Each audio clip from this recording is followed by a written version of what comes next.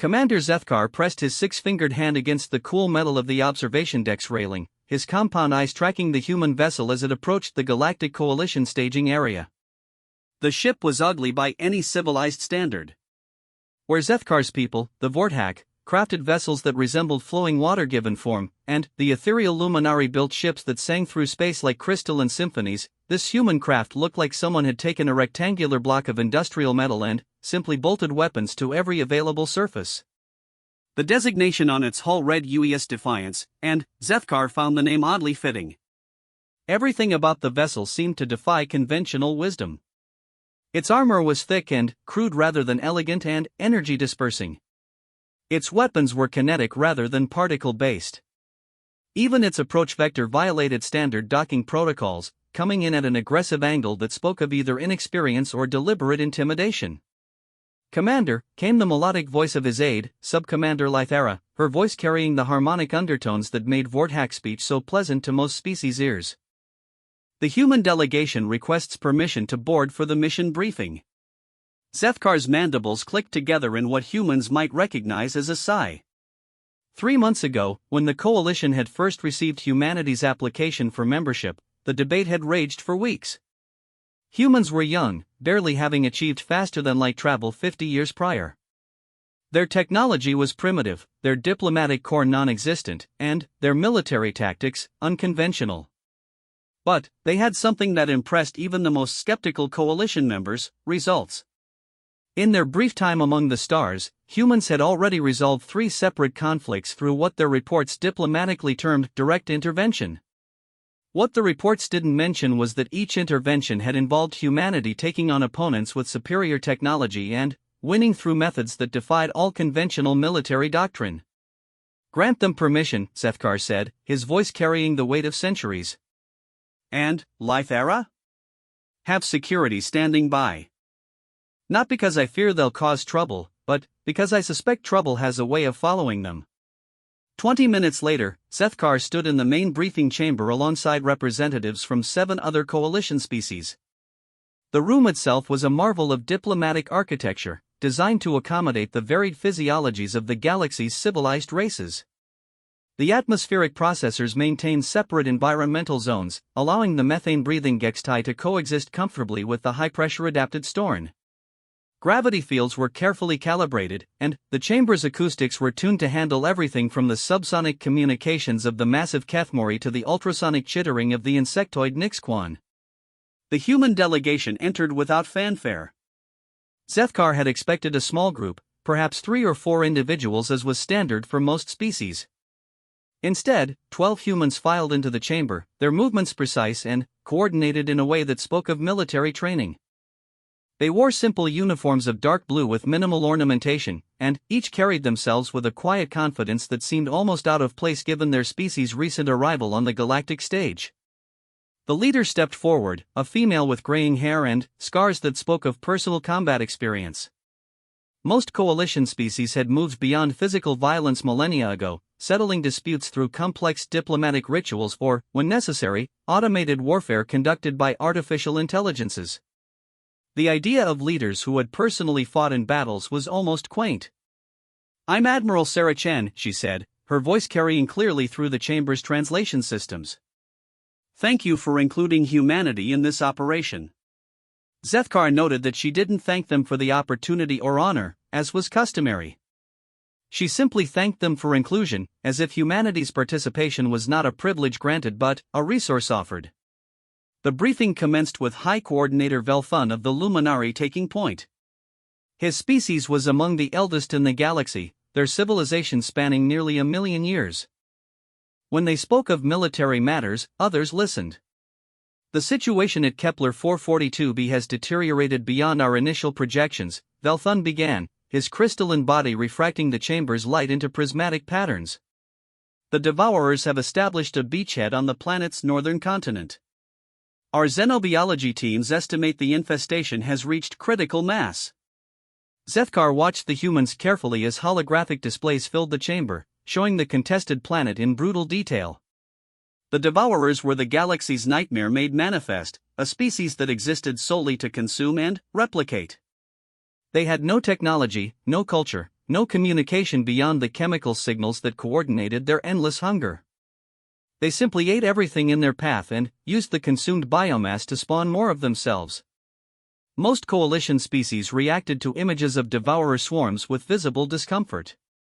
The Vortex's compound eyes would dim and their mandibles would clench. The luminari would shift their spectral emissions toward the blue end, indicating deep distress. Even the warlike Kethmori would unconsciously adjust their massive frames, moving into defensive postures. The humans simply watched.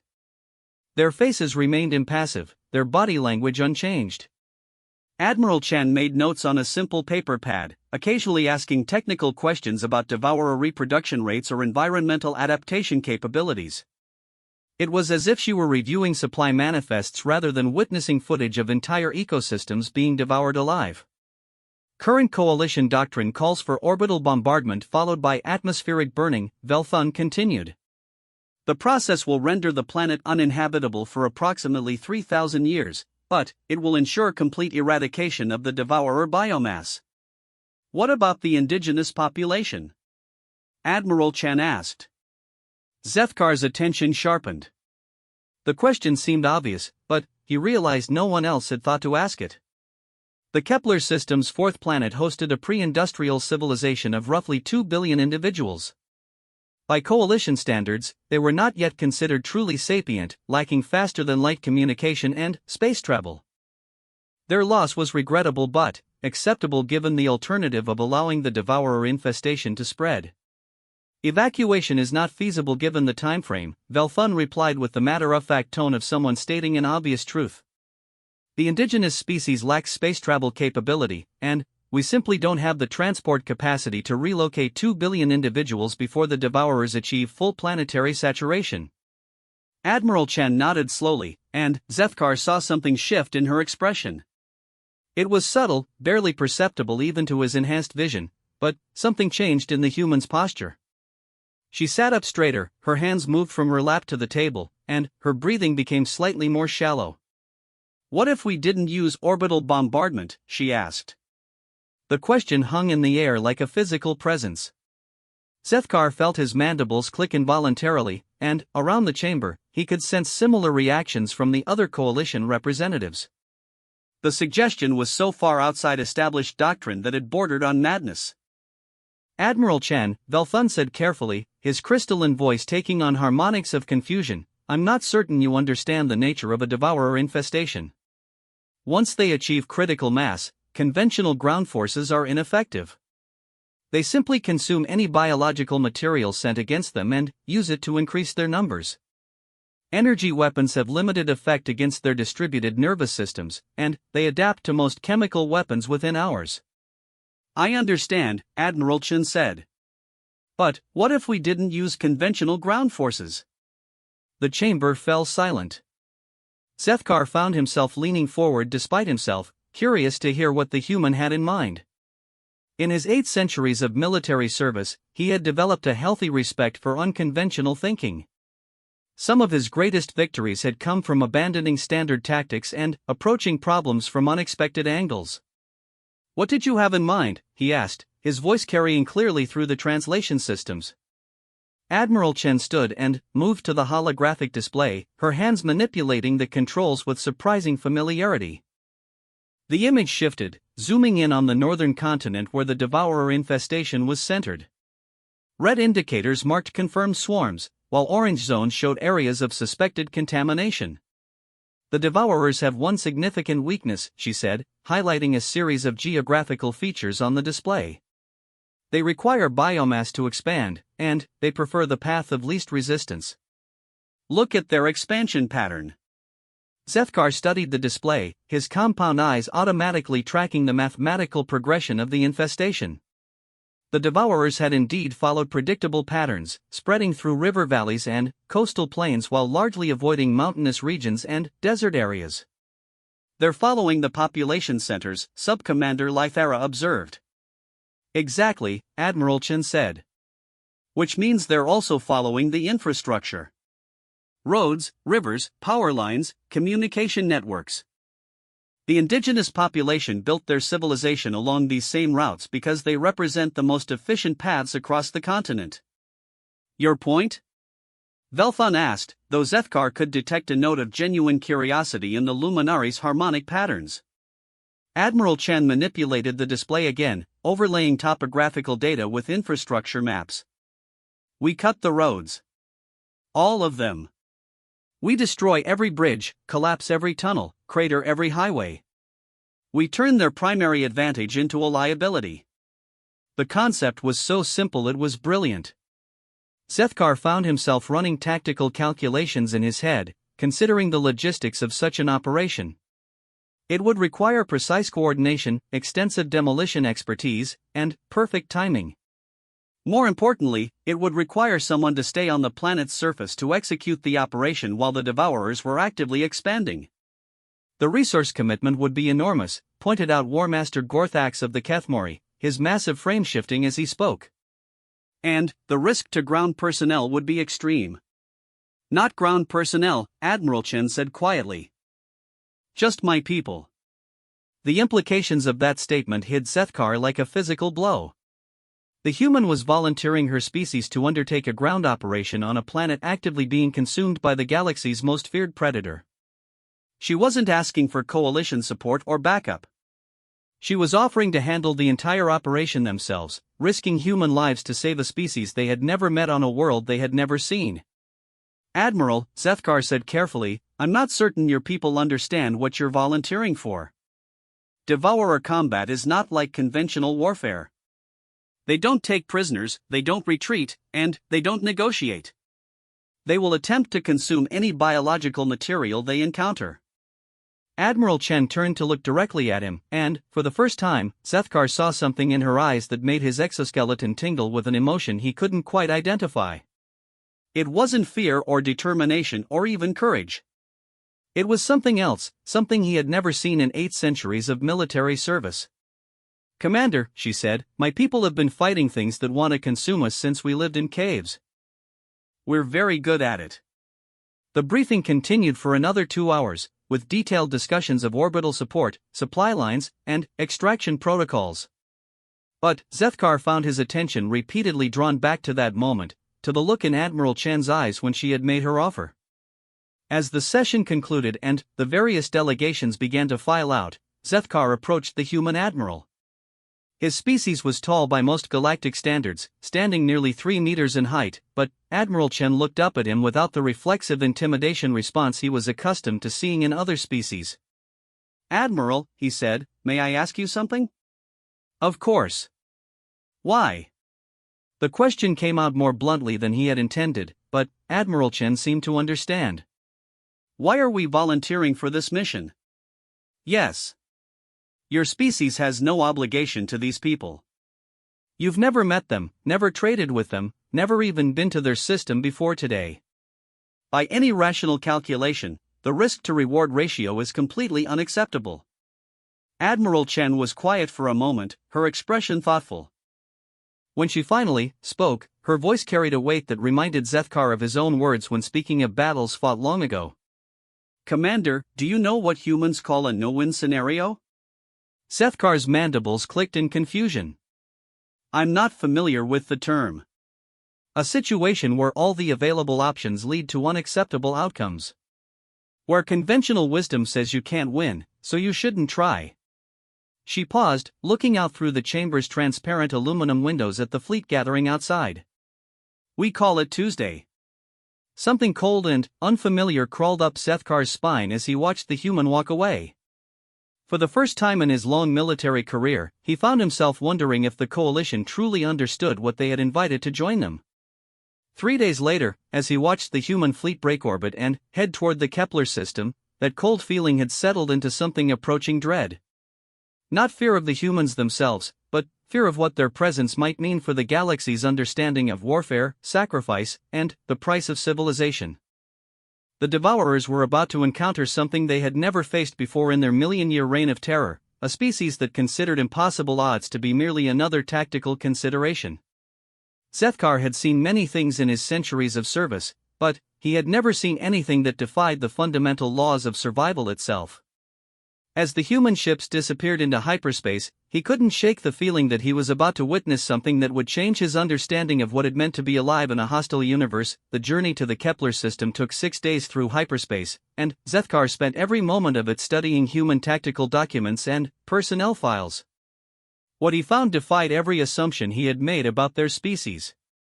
Human military doctrine was built around something they called acceptable losses, a concept that initially seemed barbaric to Zethkar's sensibilities.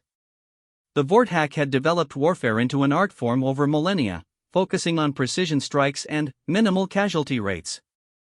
Most coalition species approached conflict the same way, treating each life as a precious resource to be preserved whenever possible. Humans approached it differently. They calculated the cost of victory and decided whether the price was worth paying. More disturbing still, they seemed willing to pay almost any price when they believed the cause was just. Their personnel files were equally puzzling. Unlike most coalition militaries, which drew officers from academic institutions and promoted based on theoretical knowledge and strategic planning ability, human military leaders seemed to rise through actual combat experience. Admiral Chen's file alone documented her participation in 17 separate conflicts, including 3 where she had been wounded and 1 where she had been presumed dead for 6 months before emerging from behind enemy lines with half her unit intact. But it was the psychological profiles that truly unsettled him. Every major psychological evaluation framework used by the coalition classified the humans as suffering from what their xenopsychologists termed chronic optimism disorder and pathological heroism syndrome. By any rational measure, the entire species should have been confined to therapeutic intervention. Instead, they were preparing to assault a devourer-infested world with equipment that would have been considered obsolete by coalition standards and tactics that violated every principle of sensible warfare. The human fleet emerged from hyperspace at the edge of the Kepler system with all the subtlety of a gravitational anomaly. Zethkar watched from the bridge of the coalition command vessel as 17 human ships dropped into normal space in perfect formation, their massive kinetic drives creating sensor shadows that briefly obscured half the system. The ships were even uglier up close. Where coalition vessels relied on sleek, efficient designs that minimized their sensor profiles and maximized their maneuverability, the human fleet looked like a collection of flying fortresses. Their hulls were thick enough to stop asteroid impacts, their weapon arrays were built for sustained fire rather than precision targeting, and their engine signatures suggested they could maintain full acceleration for weeks without significant maintenance. Incoming transmission from the human flagship, reported Communications Officer Vrex and I, her antenna-like sensory organs twitching with what Zethkar recognized as nervous excitement. Put them through.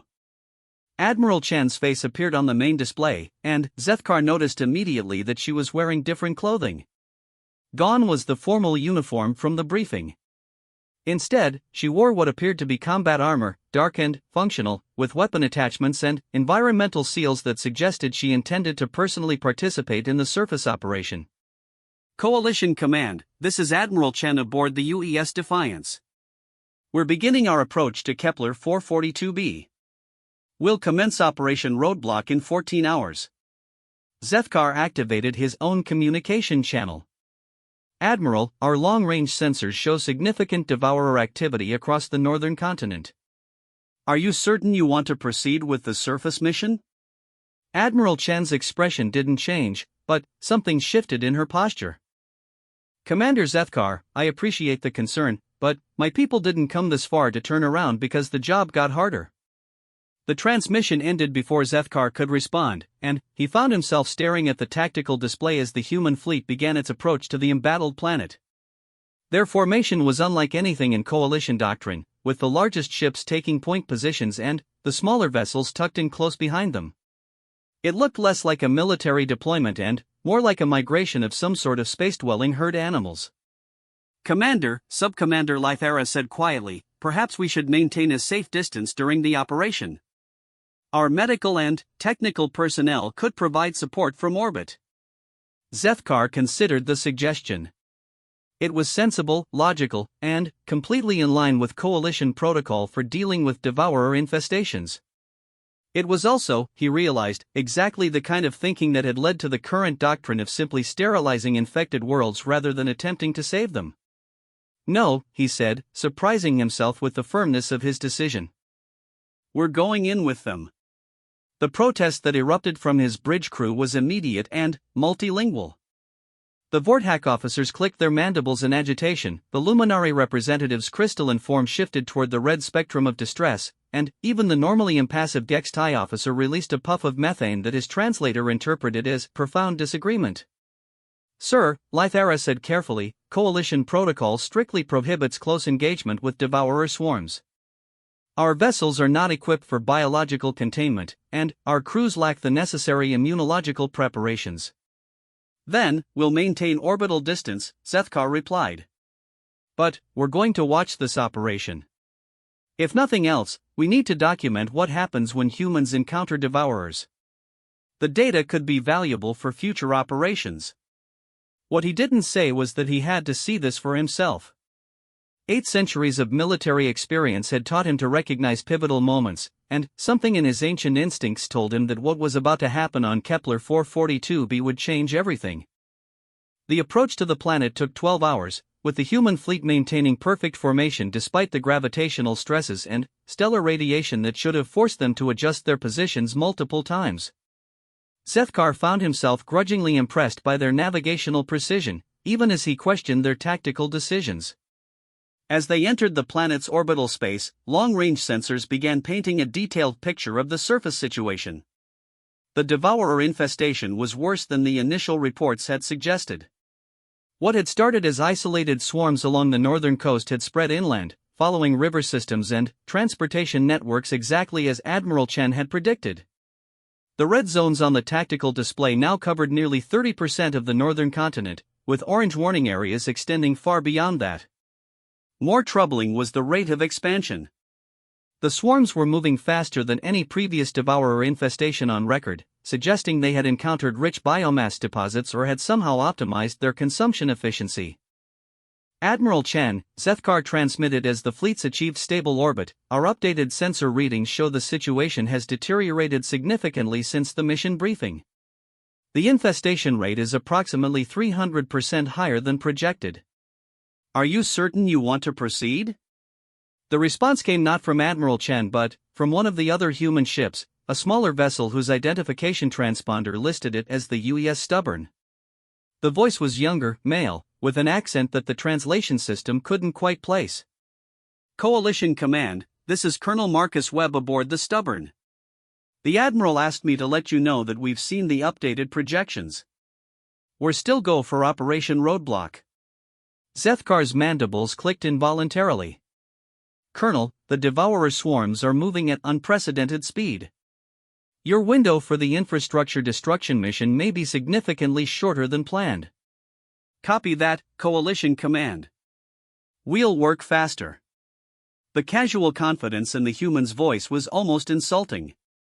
Zethkar had been fighting wars when Colonel Webb's entire species was still discovering fire, and the young human was dismissing his concerns as if they were minor inconveniences. Colonel, Zethkar said, allowing some of his age and authority to color his transmission, I've been observing devourer behavior for longer than your species has had spaceflight. When they move this quickly, it indicates they're entering a feeding frenzy. Standard equipment and tactics become useless. They will overwhelm any ground force through sheer biomass advantage. This time Admiral Chen's voice came through the communication channel, and Zethkar could hear the smile in her words. Commander, we appreciate the warning. But, my people have a saying, when the enemy is rushing toward you, you don't need to aim as carefully. The human fleet began deploying for the surface operation with an efficiency that bordered on the supernatural. Dropships launched from the bellies of the larger vessels in perfect synchronization, their trajectories calculated to place human forces at key infrastructure points across the northern continent. Simultaneously, automated cargo pods began raining down on the planet's surface, delivering what the humans categorized as mining equipment but which looked suspiciously like military-grade explosives to Zethkar's experienced eye. Sir, reported sensor operator KYX Tal, her insectoid mandibles clicking with excitement, the humans are deploying in a grid pattern across the entire northern continent. I count 47 separate landing zones, all positioned at critical infrastructure choke points. Zethkar studied the deployment pattern on his tactical display and felt something approaching admiration creep into his assessment of human military doctrine. The landing zones formed an interconnected network that would allow small human teams to systematically destroy every major transportation route on the continent.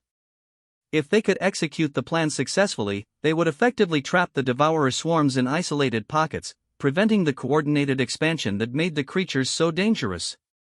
The plan was brilliant in its simplicity. It was also completely insane.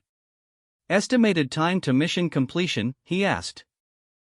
Based on human projections, approximately 18 hours for full infrastructure demolition, KYXTAL replied. However, that assumes no significant devourer interference. Which, Zethkar thought grimly, was an assumption that would almost certainly prove false.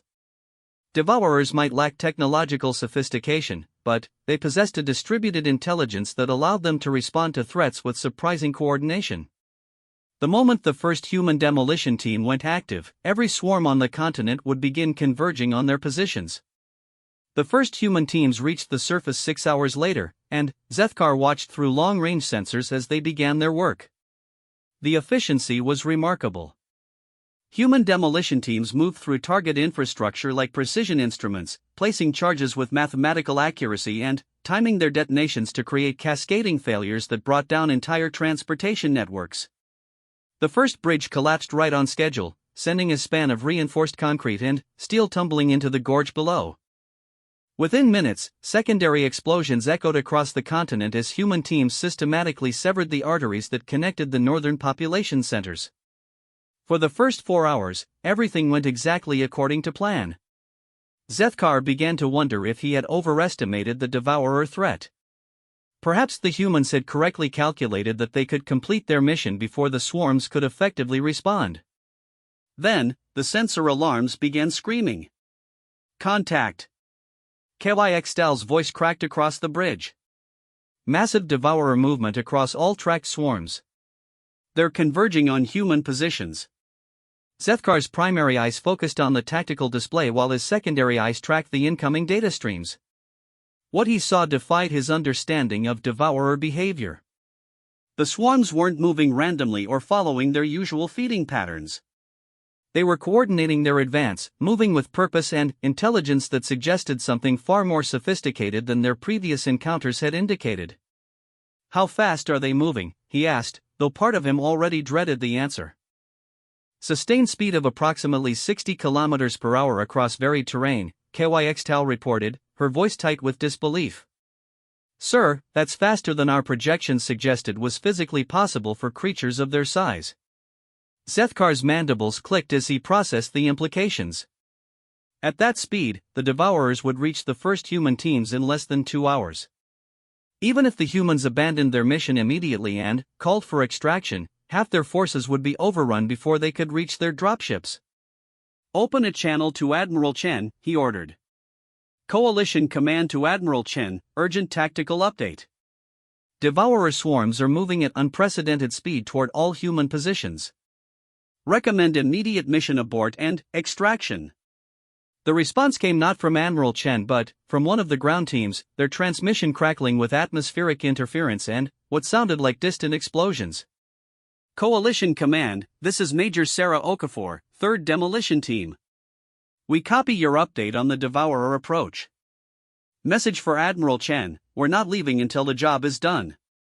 Zethkar felt something cold settle into his stomach. Major, you need to understand the tactical situation.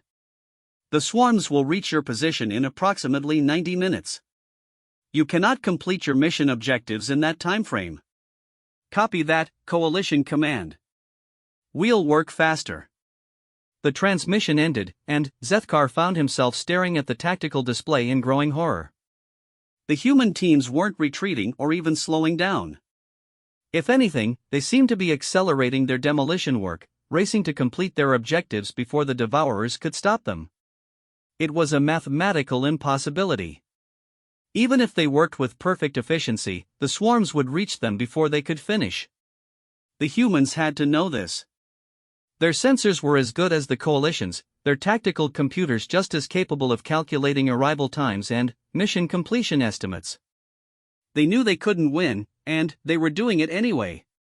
Sir, Lythara said quietly, perhaps we should prepare our medical base for casualties. Zethkar nodded absently, still staring at the display. The human teams continued their work with mechanical precision, even as the red indicators marking devourer positions crept steadily closer to their positions. It was like watching a slow-motion catastrophe, inevitable and unstoppable. Then, something even stranger happened. As the first devourer scouts reached the outer perimeter of human operations, the demolition teams didn't run or call for extraction. Instead, they began what their communications logs categorized as defensive operations. Through the long-range sensors, Zethkar watched human soldiers take fighting positions around their demolition sites, weapons trained on the approaching swarms. They weren't planning to retreat. They weren't even planning to survive. They were planning to buy time for their demolition teams to finish their work. Commander, Kawai said, her voice barely above a whisper, the humans are preparing to engage the devourers in direct combat. Zethkar closed his primary eyes and focused all his attention through his secondary optical organs, trying to process what he was seeing. In 8 centuries of military service, he had never witnessed anything so tactically unsound and strategically brilliant at the same time. The humans were going to fight the galaxy's most feared predator with small arms and demolition charges, buying time with their lives to complete a mission that might save 2 billion people they had never met. For the first time in his long life, Commander Zethkar began to understand why the ancient civilizations spoke of humans in hushed tones. They weren't just another species with advanced technology or clever tactics. They were something else entirely. The first engagement began at 1427 local time near what the indigenous population called the Iron Bridge, a massive suspension structure that carried their primary northern trade route across the Kethvar Gorge. Major Sarah Okafor's demolition team had been working for 37 minutes, placing shaped charges at precise stress points along the bridge's support cables, when the scouts arrived. Zethkar watched through long-range sensors as the first devourer emerged from the tree line approximately 800 meters from the human position. Even at maximum magnification, the creature was barely visible through the atmospheric distortion, but its movement signature was unmistakable. Devourers moved with a characteristic flowing gait that spoke of their liquid internal structure and distributed nervous system. What happened next would be replayed in coalition tactical academies for generations. The human soldiers didn't panic. They didn't call for immediate extraction or abandon their posts. Instead, they smoothly transitioned from their demolition work to defensive positions with a coordination that spoke of extensive training and absolute trust in their equipment and each other. Devourer contact, 800 meters and, closing, came Major Okafor's voice through the communication link, calm and professional despite the approaching nightmare. Demolition team, continue operations. Security team, establish perimeter. Zethkar's mandibles clicked involuntarily as he watched 6 human soldiers spread out in a defensive arc around their demolition site. Their weapons were primitive by coalition standards, kinetic accelerators that fired solid projectiles rather than the sophisticated energy weapons favored by advanced civilizations. Against most opponents, such weapons would be considered antiques. Against devourers, they might actually be effective. The creature moved closer, and Zethkar got his first clear look at the enemy that had terrorized the galaxy for millennia. Devourers defied easy description, their forms shifting constantly as their liquid internal structure adapted to immediate needs. This one appeared roughly humanoid, standing perhaps 3 meters tall, but its limbs elongated and contracted with each step, and its surface rippled with motion that suggested internal organs rearranging themselves in real time. Most disturbing were the consumption ports that dotted its surface, opening and closing like hungry mouths as it tasted the air for organic compounds. When a devourer fed, it would extend tubular appendages from these ports, literally drinking its victims while they were still alive. At 600 meters, the creature stopped moving and began what Zethkar recognized as threat assessment behavior. Its surface rippled more rapidly, and additional sensory organs emerged from what might generously be called its head. It was analyzing the humans, trying to determine their nutritional value and potential resistance. Target acquired, reported one of the human soldiers, her voice as calm as if she were announcing weather conditions. Range 600 meters and holding. Permission to engage? Negative, Major Okafor replied without looking up from the explosive charges she was placing. Wait for optimal range. Zethkar felt his compound eyes dilate with shock. The humans were waiting for the devourer to come closer. Every instinct developed over 8 centuries of combat experience told him this was madness. Devourers were most dangerous at close range, where their consumption ports could lock onto targets and their distributed nervous systems made them nearly impossible to kill with conventional weapons. The creature resumed its advance, moving with increasing confidence as it detected the rich biomass signatures of the human team. At 400 meters, additional movement in the tree line indicated more devourers approaching. The human sensor equipment had apparently detected them as well, because the demolition team began working with increased urgency while the security team adjusted their positions to cover multiple approach vectors. At 200 meters, Major Okafor spoke again. Demolition complete in 90 seconds. Security team, you are cleared to engage. What followed redefined Zethkar's understanding of close-quarters combat. The lead human soldier, a male whose identification transponder listed him as Sergeant Rodriguez, took aim with his kinetic weapon and fired a single shot. The projectile struck the devourer's center mass, and Zethkar expected the typical result of kinetic weapons against distributed organisms: minimal damage and increased aggression. Instead, the creature staggered. The projectile hadn't simply passed through the devourer's liquid internal structure as kinetic rounds typically did. It had exploded inside the creature, sending metallic fragments throughout its distributed nervous system and causing massive internal disruption. The devourer's form began to lose cohesion, its surface rippling with what looked like pain responses. Explosive rounds, Zethkar breathed, understanding flooding through him. They're using explosive ammunition. It was brilliant in its simplicity. Energy weapons were ineffective against devourers because their distributed nervous systems could rot around damaged areas. Conventional kinetic rounds passed through their liquid interiors without causing significant damage. But explosive rounds that detonated after penetration could disrupt the entire internal structure simultaneously. More impressive than their weapons, however, was their fire discipline. As additional devourers emerged from the tree line, the human soldiers engaged them with precision shots, each round carefully aimed at center mass for maximum internal disruption. They weren't spraying bullets wildly or firing in panic. They were systematically dismantling creatures that had brought down entire star systems. Demolition complete, Major Okafor announced. All teams clear the blast zone. The human soldiers began withdrawing from their positions with the same calm efficiency they had shown in establishing them.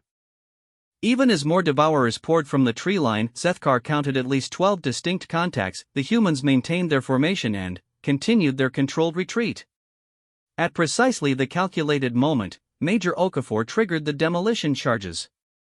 The Iron Bridge, a structure that had stood for over 3 centuries and carried millions of tons of traffic across the Kethvar Gorge, collapsed in a cascade of steel and concrete that sent tremors through the ground for kilometers. More importantly, it took with it the primary route that would have allowed devourer swarms to spread to the southern population centers. But the humans weren't finished. As the bridge fell, secondary explosions began rippling along the road networks leading to the demolition site. The humans had mined the approaches, turning their withdrawal route into a killing field that channeled the pursuing devourers into predetermined zones where additional explosive charges waited. Zethkar watched in fascination as the human tactical doctrine revealed itself. They hadn't planned to simply destroy the bridge and run. They had planned to use their own withdrawal to lure the devourers into prepared killing zones, systematically reducing the local swarm population while completing their primary mission. Coalition Command, came Major Okafor's voice through the communication link, slightly breathless now but still professionally calm. Iron Bridge objective complete. Moving to extraction point. Devourer casualties estimated at 20 plus. 20 devourers eliminated by a 6-person human team in less than an hour. Zethkar ran the numbers through his tactical computer twice, certain there had been an error. The best coalition kill ratios against devourers involved orbital bombardment and counted individual eliminations as significant victories. Major, Zethkar transmitted, confirm your casualty report. 20 devourer eliminations? Confirmed, Coalition Command. Explosive ammunition is highly effective against their internal structure. We're sharing tactical data with all teams. Across the northern continent, similar scenes were playing out as 46 other human demolition teams went about their work with the same methodical efficiency. Bridges fell, road networks collapsed, and communication towers toppled with mathematical precision. More importantly, wherever devourers engaged the human teams, the creatures died in numbers that defied previous combat experience. But the swarms were learning. "Sir," sensor operator KYXTAL reported, her antenna-like sensory organs twitching with agitation, "devourer movement patterns are changing. They're avoiding direct engagement with human positions and attempting flanking maneuvers." Zethkar studied the tactical display with growing unease.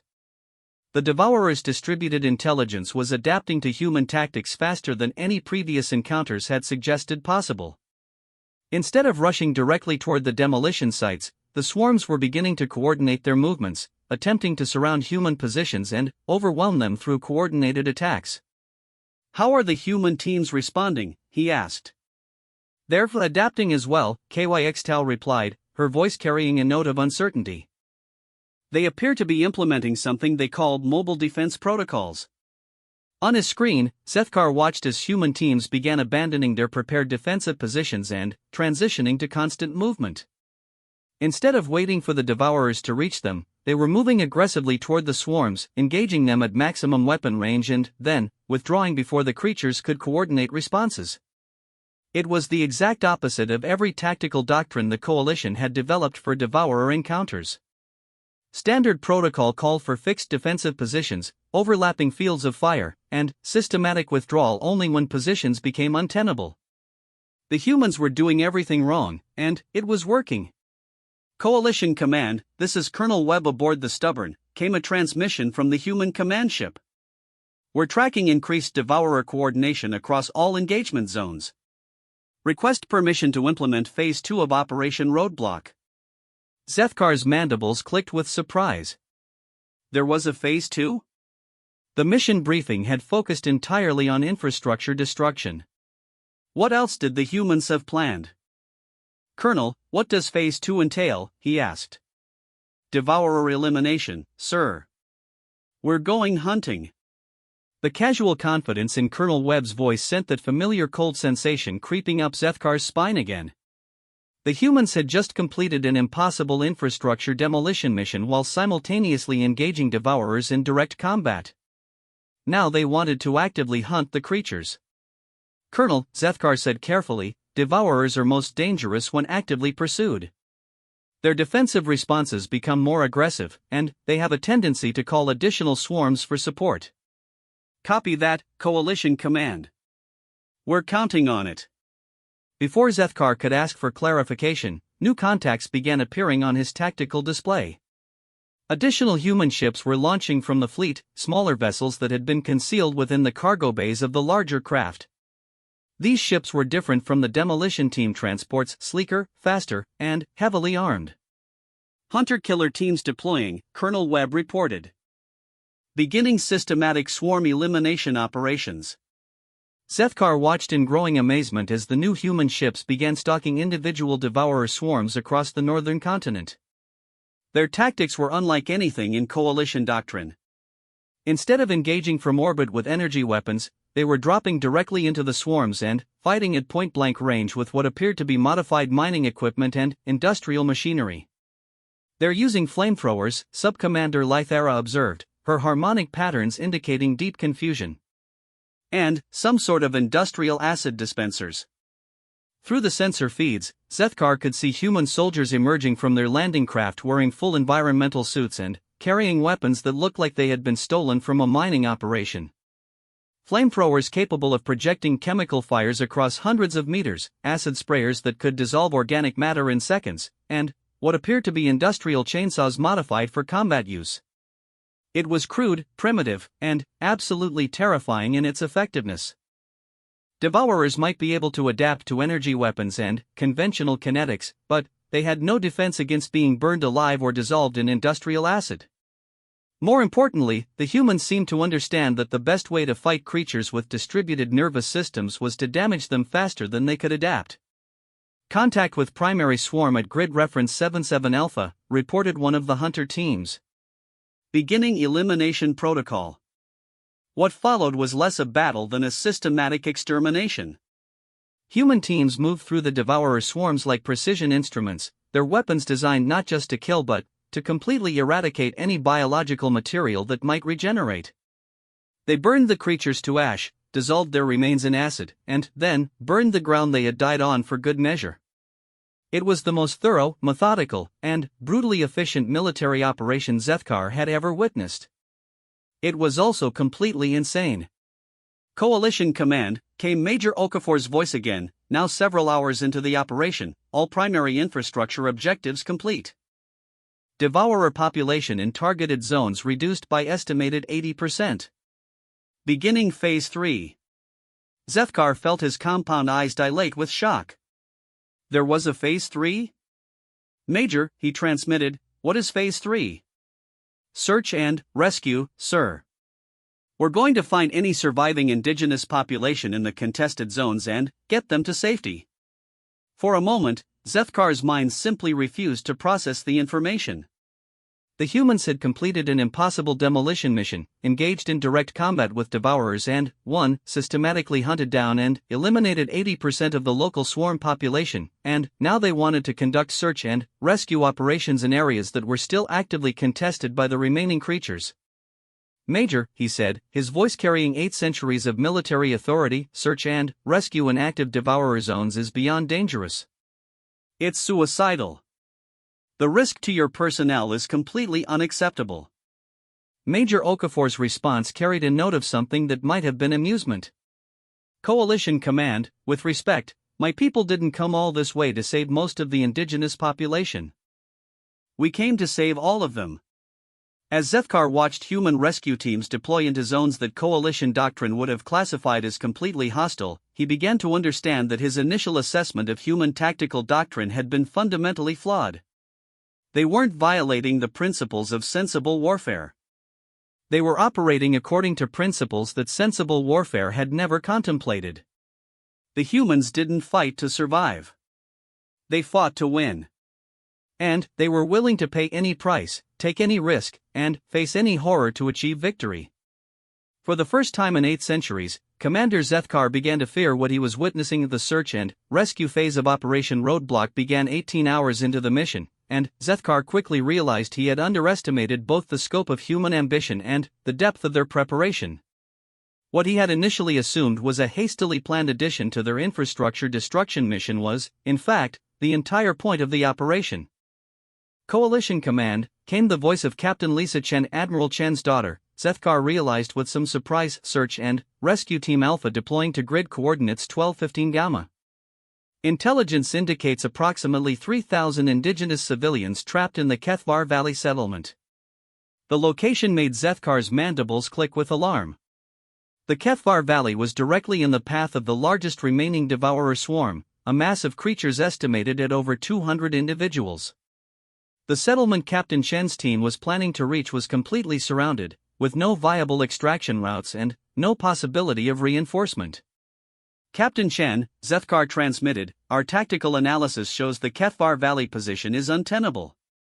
The indigenous population there cannot be reached without fighting through the entire swarm. Copy that, Coalition Command. We're fighting through the entire swarm. The matter-of-fact tone in her response made Zethkar's compound eyes dilate with disbelief. The human rescue team was planning to assault a devourer swarm of unprecedented size to reach civilians they had never met, whose language they didn't speak, and whose survival provided no strategic benefit to human interests. Through his sensors, Zethkar watched as Captain Chen's rescue team descended toward the planet's surface in a modified transport that looked like it had been designed for industrial mining rather than military operations. The vessel's hull was reinforced with what appeared to be layers of reactive armor, and its cargo bay had been converted into what the humans called a mobile trauma center. They weren't just planning to rescue the indigenous civilians. They were planning to provide medical treatment during active combat operations. Sir, Sub-Commander Lythara said quietly, perhaps we should consider providing direct support for the human rescue operations. Our medical facilities are more advanced than anything they could deploy to the surface. Zethkar considered the suggestion for several seconds before shaking his head. Our presence would only complicate their operations. Besides, I don't think they want our help. What he didn't say was that he was beginning to suspect the humans might not need their help. Every assumption he had made about human capabilities had proven incorrect, and he was starting to wonder if his 8 centuries of military experience were relevant to understanding how these particular warriors operated. The approach to Kethvar Valley took Captain Chen's team directly through the heart of Devourer territory, and Zethkar watched with growing fascination as they adapted their tactics to the changing threat environment. Instead of avoiding the swarms, they were deliberately engaging smaller groups to clear approach corridors, using the same brutal efficiency he had observed during the infrastructure destruction phase. But these engagements revealed something new about human combat doctrine. When fighting to protect their demolition teams, the humans had been methodical and defensive. When hunting the swarms, they had been aggressive and thorough. Now, when racing to reach trapped civilians, they became something else entirely. They became relentless.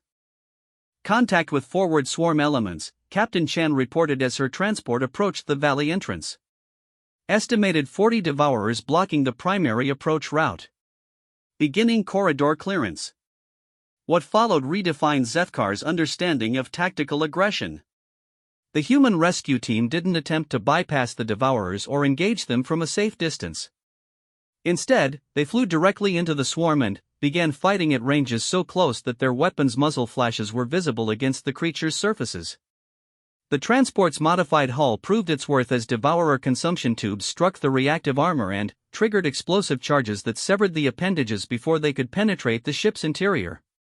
Simultaneously, weapons ports along the vessel's sides opened to reveal arrays of flamethrowers and acid dispensers that turned the surrounding area into a hellscape of chemical fire and dissolved biomass. Corridor secured, Captain Chen announced after less than 10 minutes of combat. Proceeding to the settlement. The human transport touched down in the center of what had once been a thriving indigenous community and was now a circle of terrified civilians surrounded by the remains of their primitive defensive fortifications. Through his sensors, Zethkar could see approximately 3,000 individuals huddled together in the settlement's central square, their crude weapons pointed outward at the forest where Devourers moved between the trees like liquid nightmares. What happened next challenged everything Zethkar thought he knew about interspecies contact protocols. Captain Chen and her team emerged from their transport and immediately began approaching the terrified indigenous population with their hands visible and their weapons lowered. They had no translation equipment, no cultural briefings, and no established communication protocols. Instead, they relied on something far more primitive and far more effective. Universal gestures of protection and aid. Through the long-range sensors, Zethkar watched as Captain Chen approached the indigenous leader, an elderly female whose posture spoke of desperate courage in the face of certain death. The human captain pointed to her transport, then to the civilians, then to the sky. The meaning was unmistakable: evacuation. The indigenous leader's response was immediate and heartbreaking. She pointed to her people, then to the forest where Devourers waited, then shook her head. She was telling the humans to leave, to save themselves, because she couldn't believe anyone would risk their lives for strangers. Captain Chen's response was to remove her helmet, revealing her human features to the alien civilians, and then point again to the transport. Not a request. A promise. Coalition Command, came her voice through the communication channel, beginning civilian evacuation. Estimate 40 minutes to load all personnel. Request immediate backup for perimeter defense. Zethkar felt his mandibles click with alarm. 40 minutes was an impossibly long time to maintain a defensive position against an active Devourer swarm. Even with their superior weapons and tactical advantages, the humans couldn't hold off hundreds of creatures for that long. Captain Chen, he transmitted, 40 minutes is beyond the defensive capacity of your team. Recommend multiple extraction trips with smaller loads. Negative, Coalition Command. We're not leaving anyone behind. The absolute certainty in her voice sent that familiar cold sensation through Zethkar's nervous system. The humans weren't planning to evacuate some of the civilians and return for the rest. They were planning to evacuate everyone in a single operation, regardless of the tactical impossibility. As if to emphasize the magnitude of the challenge, sensor alarms began screaming across Zethkar's bridge as massive movement registered throughout the surrounding forest. The remaining devourer swarms were converging on the human position, drawn by the concentration of biomass represented by 3,000 indigenous civilians and a human rescue team. Massive devourer movement toward the settlement, sensor operator KYXTAL reported. Estimated arrival time 32 minutes. Sir, the humans are about to be overwhelmed. Through his sensors, Zethkar could see the defensive preparations the human rescue team was making, and they defied every principle of military logic he had ever learned. Instead of establishing a perimeter and preparing for a fighting withdrawal, they were setting up what appeared to be a forward base around the civilian population. Medical stations, communication arrays, and defensive positions were being constructed with industrial efficiency while the civilian evacuation proceeded. It looked less like a military operation and more like a construction project, complete with human engineers modifying the indigenous settlements' buildings to serve as fortified positions. They're not planning to hold a perimeter, Zethkar realized aloud. They're planning to turn the entire settlement into a fortress. Subcommander Lythera's harmonic pattern shifted to indicate deep confusion. Sir, that would require construction materials, heavy equipment, and engineering resources that simply aren't available on the surface. Even as she spoke, additional human transports began descending from orbit, their cargo bays filled with exactly the materials and equipment she had just described as unavailable. Prefabricated defensive barriers, automated weapon systems, and construction equipment that could reshape terrain in real time. The humans hadn't planned a simple rescue operation. They had planned a complete tactical fortification of the indigenous settlement, turning it into a position that could withstand a prolonged siege while they evacuated the entire civilian population. Coalition Command, came Captain Shen's voice again, now accompanied by the sound of heavy machinery and weapons fire, perimeter established and holding. Civilian evacuation proceeding ahead of schedule. Devourer assault beginning in approximately 20 minutes. Zethkar found himself leaning forward in his command chair, his compound eyes tracking multiple data streams as the human operation unfolded.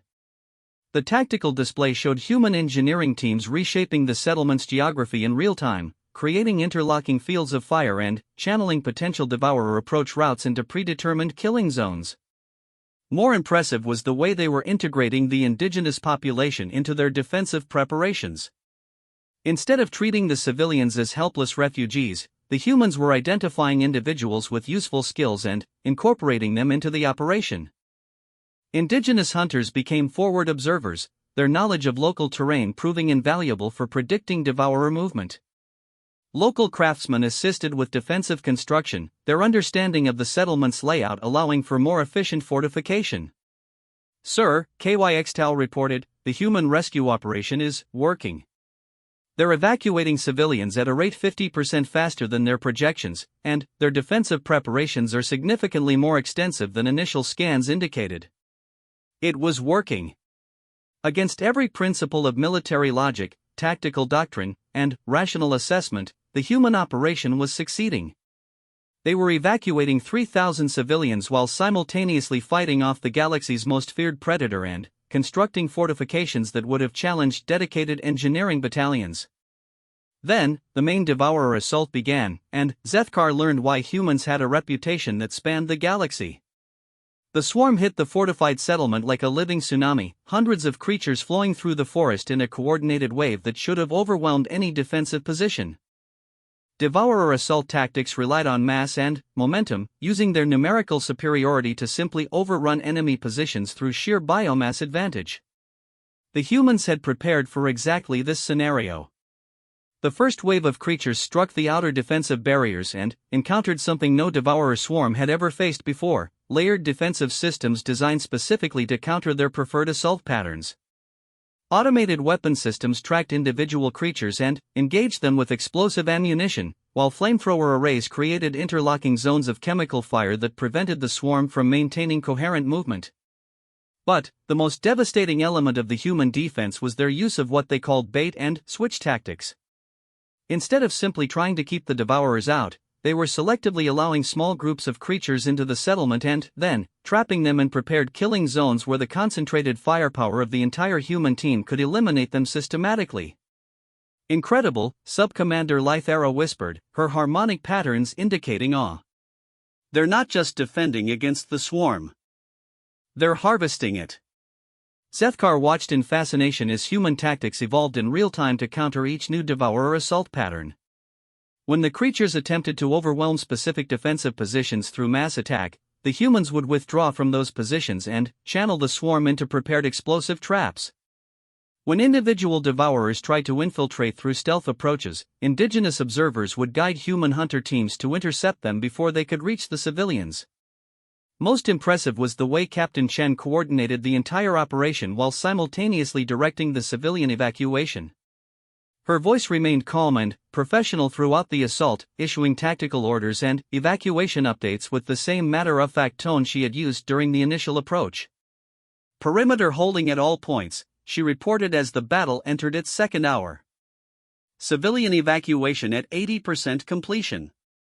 Devourer casualties estimated at 150 confirmed eliminations. 150 devourers eliminated in 2 hours by a single rescue team. The numbers were so far beyond previous combat experience that Zethkar ran the calculations 3 times to verify their accuracy. Captain Chen, he transmitted, confirm your casualty figures.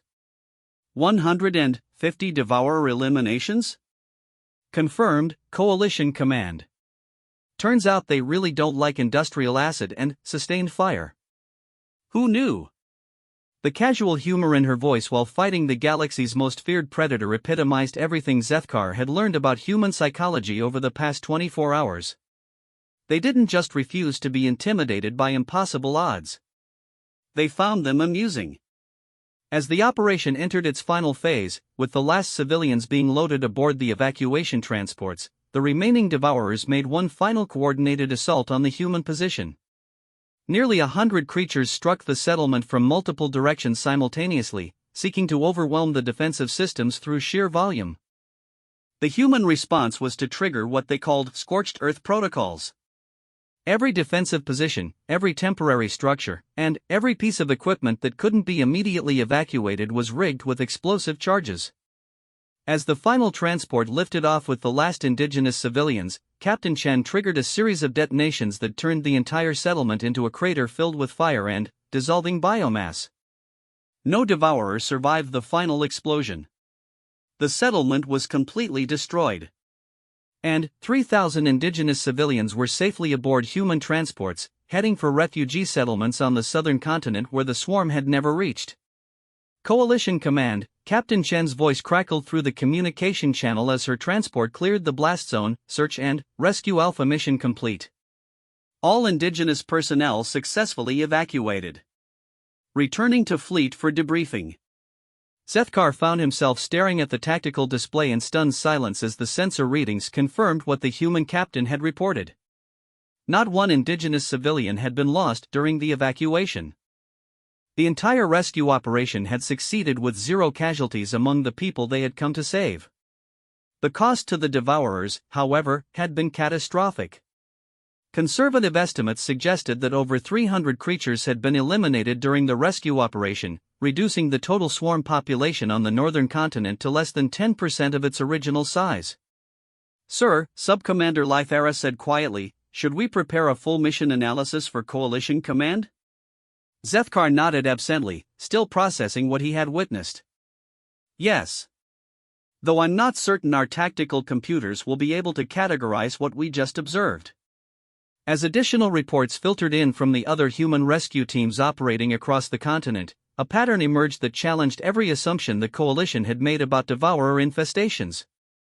Not only were the humans successfully extracting indigenous populations from contested zones, they were doing so while systematically eliminating the swarms in numbers that rendered the remaining creatures incapable of maintaining their infestation.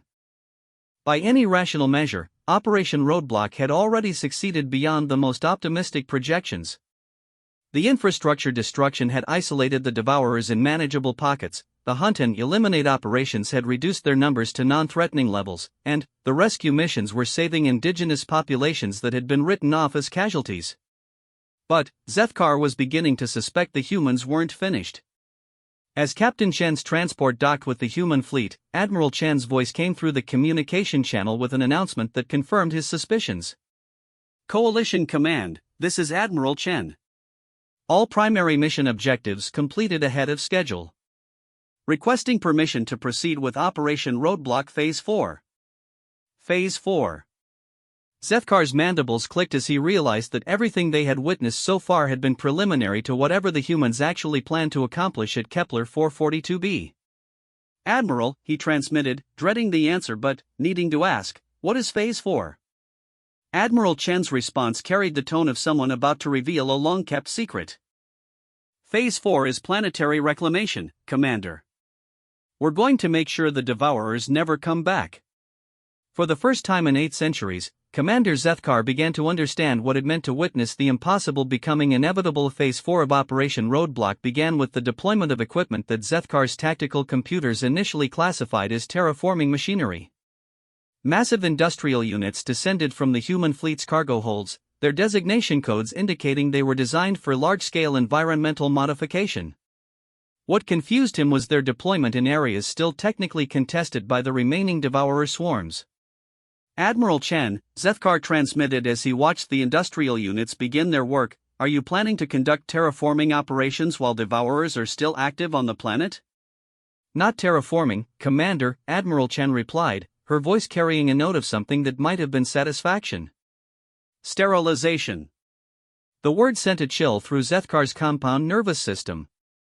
Sterilization was the Coalition's final solution for Devourer infestations, complete eradication of all biological material on a planet's surface through orbital bombardment and atmospheric burning. It was effective, thorough, and irreversible. Admiral, he said carefully, sterilization protocols typically require complete evacuation of all indigenous populations. Our projections suggest there are still significant civilian concentrations on the southern continent. Which is why we're not using Coalition sterilization protocols, Admiral Chen responded. We're using human sterilization protocols. Before Zethkar could ask for clarification, the industrial units reached their deployment positions and began operations that defied his understanding of environmental engineering. Instead of preparing for orbital bombardment, they were conducting what appeared to be controlled biological warfare. Sir, Sensor Operator KYX Tao reported, her antenna-like sensory organs twitching with excitement. The human industrial units are releasing massive quantities of what appears to be engineered bacteria? Zethkar's mandibles clicked with alarm. Biological weapons were prohibited under 17 different coalition treaties, and their use against Devourer swarms had been specifically banned after several incidents where the weapons had proven as dangerous to their creators as to their targets. Admiral Chen, he transmitted with all the authority of his 8 centuries of service, biological weapon deployment is strictly prohibited by coalition regulations. I must ask you to cease current operations immediately. Admiral Chen's response was immediate and completely unexpected. Coalition Command, permission to bring you aboard for direct observation of our sterilization protocols? I think you'll find our methods are not what you expect. The invitation was unprecedented.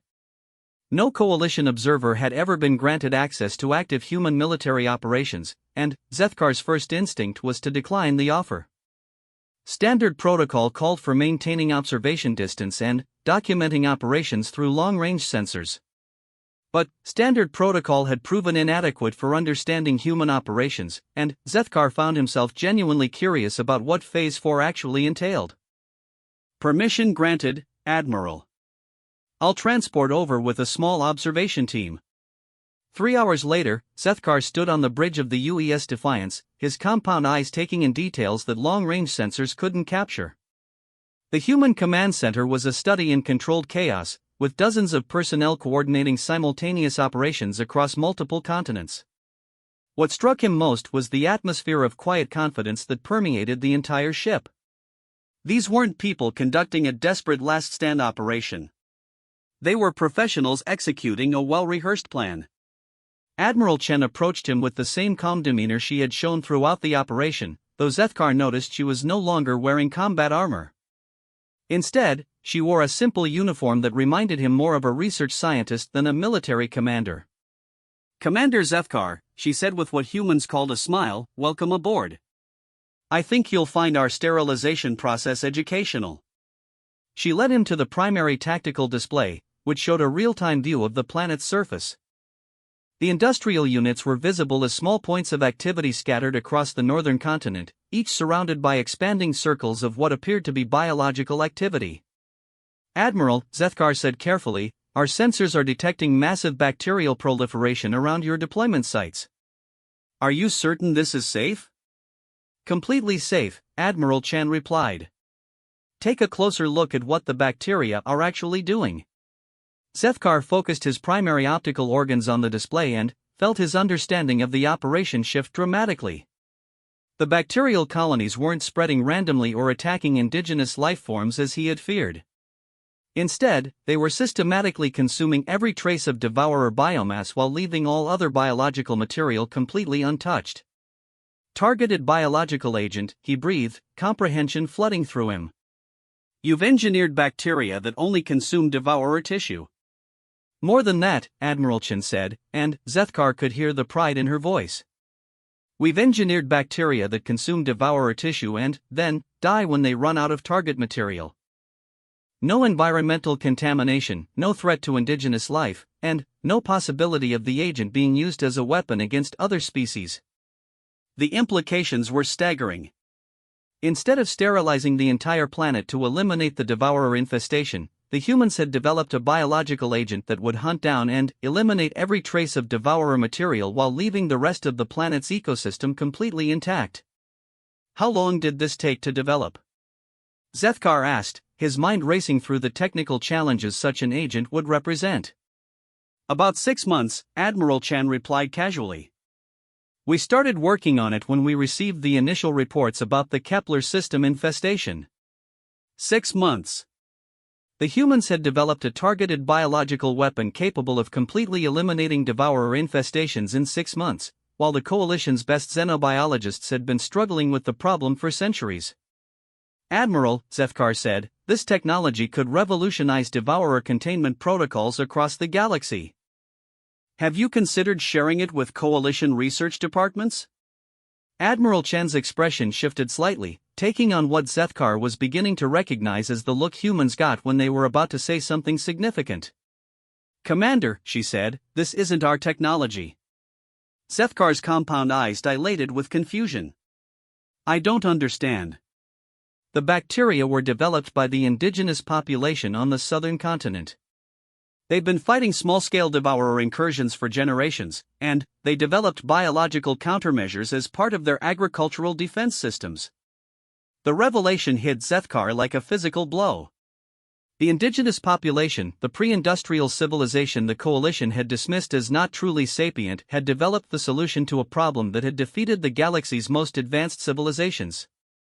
We just helped them scale it up, Admiral Chen continued. Turns out when you actually talk to people instead of classifying them as not yet sapient, you can learn quite a lot. Through the viewports of the human ship, Zethkar could see the bacterial agents completing their work. The red zones on the tactical display were shrinking rapidly as every trace of devourer material was systematically eliminated. More importantly, the green zones representing healthy indigenous populations and ecosystems were expanding to fill the areas that had been contested. Estimated completion time for full planetary sterilization, he asked. 72 hours, Admiral Chen replied. After that, the planet will be completely free of devourer contamination, and the indigenous population will be able to return to the northern continent and resume their normal activities. Zethkar found himself staring at the tactical display in something approaching awe. Not only were the humans saving the indigenous population from extinction, they were returning their entire planet to them, completely restored and free of the threat that had brought the Coalition to consider orbital bombardment. Admiral, he said quietly, why didn't the Coalition think of this approach? Admiral Chan's expression became thoughtful. Because you were thinking like civilized people, Commander. You assumed that primitive civilizations couldn't possibly have solutions to problems that advanced civilizations couldn't solve. You forgot that sometimes the best way to fight a monster is to understand it, not just to have bigger weapons.